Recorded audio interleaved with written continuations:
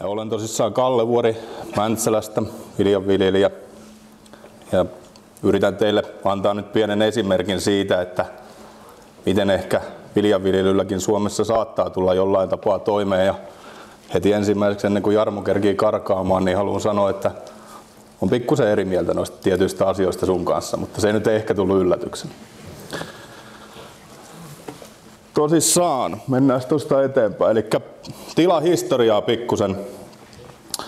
Kantatila on ostettu noin 45 vuotta sitten. Isäni on ostanut sen ja pinta-alaa on kasvatettu ajan mittaan useilla lisämaakaupoilla ja sitten itsekin olen ostanut jonkun verran lisää, mutta pääasiassa isäni kuitenkin laittanut hommaa alulle ja minä olen siinä kasvanut mukana sitten. Karjasta on luovuttu 2000 vuonna, samaan aikaan kun musta on itsestäni tullut yrittäjä. Ja sukupolvenvaihdos tehty 2014 vuonna. Eli nyt te vähän ehkä ihmettelette, että minkä takia niin kun mä oon aloittanut yrittäjänä 2000 vuonna ja sukupolvenvaihdos tehty vasta reilu vuosi sitten, niin siinä on syynä se, että meillä oli 2 eri tilaa ja niitä viljeltiin isän nimissä ja omassa nimissäni. Nyt sitten loppujen lopuksi niin kun pitkän harkinnan jälkeen niin rahat riitti lunastaa vanhempien tilan pois. Ja vaikka jonkun kokoisesta tilasta nyt on kysymyskin, niin halusin tuoda tuohon esille, että meillä ei ole ulkopuolista työvoimaa. Että se on ehkä semmoinen valitettava asia tänä päivänä, että aika paljon kaatuu niiden viljelijöiden niskaan sitä painetta silloin sesonkiaikoina. Että se ei ole ehkä se kaikista miellyttävin asia. Sitten tämmöisiä perustietoja, koska aina ollaan uteliaita siitä, että mitä kelläkin on, niin mä ajattelin, että puhutaan nyt ihan suoraan, että mitä on ja mitä ei ole. Eli viljelyksessä pelto on noin 330 hehtaaria, tarkka taitaa olla 333, mutta sitä jos kukaan kuitenkaan uskonut, niin pyöristi sen vähän alaspäin. Ja omaa maata 295 hehtaaria ja vuokrattua 38. Metsää noin 260 hehtaaria. Päätuotantokasvit on olleet viime aikoina mallas, ohra, syysvehnä, kevätvehnä ja öljykasvit ja sitten totta kai nämä pakolliset höpöheinät, mitä tuolla Uudellamaalla ainakin kutsutaan ekologisiksi aloiksi. Ja on mahdollista, että tulevaisuudessa viljellään kenties pellavaa tai muuta jotain erikoiskasvia, mutta tässä tämänhetkiset kasvit. Sitten olemme tietoisesti panostaneet siihen, että etäisyydet ovat lyhyet ja lohkot ollaan pyritty pitämään suurina. Ollaan putkitettu paljon kasvulohkoja ja saatu niistä yhdistettyjä isoja. Ja meidän kasvulohkojen keskikoko on yli 10 hehtaaria, mikä omasta mielestäni on aika oleellinen asia siinä työn sujuvuudessa ja jopa ihan suoraan kannattavuudessakin, että mitä nopeammin hommat saadaan tehtyä, niin ainahan se on eteenpäin. Ja sitten myöskin tuo etäisyys, niin ei olla lähdetty höntyilemään mihinkään pitkälle. On ollut onnellinen tilanne, että mitä lisämaata on ostettu, niin on saatu ostaa läheltä ja mitä on päästy vuokraamaan, niin nekin on koko lähellä. Niin sillä on myöskin etunsa. En tiedä. Jotkut varmaan laskee sitä, että mitä se maksaa se aika siellä tien päällä, mutta välillä tuntuu, että kaikki ei sitä laske.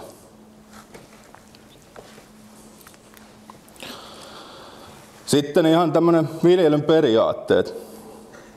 Ja tuossa lukee, että pyritään toimimaan viljelykiertoon.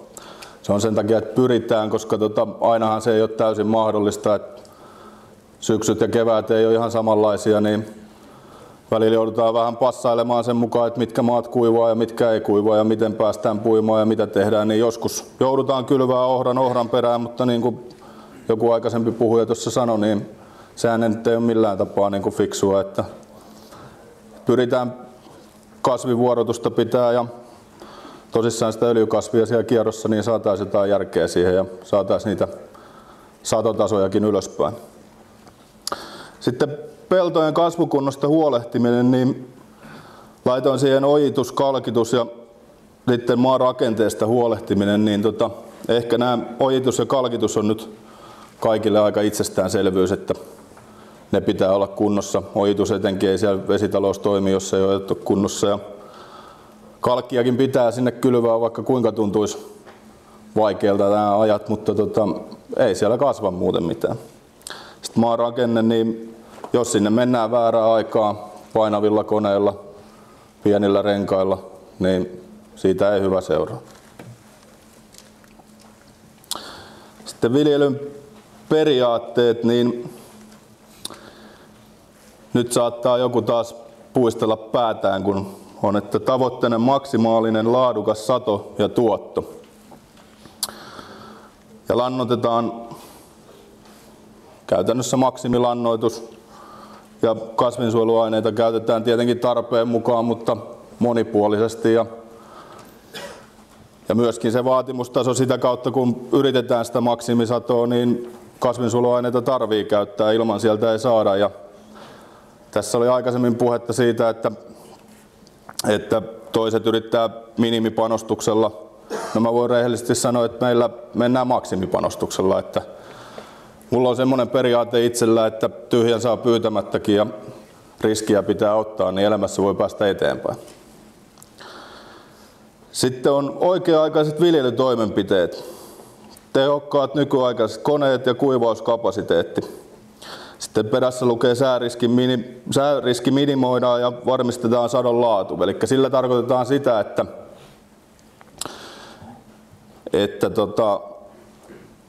aina pelätään sitä, että mitä on niissä koneissa kiinni rahaa, ja ymmärrän sen hyvin, että mitä nyt Jarmokin tuossa sanoi, niin eihän se aina ole järkevää, mutta se, että jos mennään ihan minimaalisilla koneilla, niin silloin vaarannetaan se oma tulos aika rankasti, koska Suomen säät on mitä on.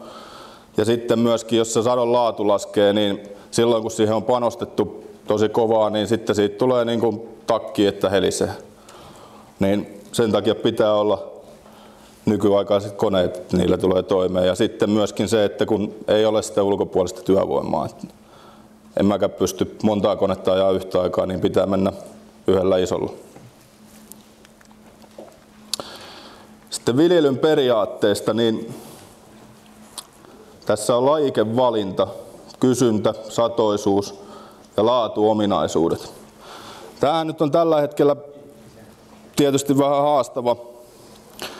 Mä lupasin, että mä en hirveästi rutisisi täällä, mutta sanotaan suoraan, että viljan hintahan nyt on mitä on, se tiedetään kaikki. Se ei motivoi ketään, mutta niin kuin mä sanoin äsken, niin eteenpäin on mentävä ja uskoa pitää omaa hommaa olla ja tekemiseen, niin kyllä se viljan hintakin siinä jossain vaiheessa korjaantuu. Ja sitten kannattaa neuvotella näiden ostajien kanssa, että mikä se kysyntä on, että turhaa on viljellä rehuvehnää, jos sit viljelee kaikki muutkin. Ja suosittelen kaikille, että neuvotelkaa ja kysykää, että mitä kenties Fatseri tai Viikin Maltti tai Helsingin Mylly tai ihan mikä tahansa nyt haluaa. Että siinä oli äsken puhetta siitä, että kauraa tarvitaan. Okei, mulla sitä ei ole tuotannossa, mutta ehkä teidän kannattaa sitten ottaa siitä neuvoa, että viljelkää sitä kauraa. Sitten myöskin satoisuus, niin ollaan aika paljon panostettu viime aikoina siihen, että uusitaan siemeniä ja kokeillaan erilaisia ohra- ja vehnälajikkeita. Ja se on niin kuin myöskin ehto siihen, että kun panostus on kovaa, niin sen sadon pitää myöskin olla kova. Ja niillä vanhoilla lajikkeilla ei oikein saada sitä kovaa huippusatoa, niin nämä uudet on vähän parempia siihen hommaan sitten.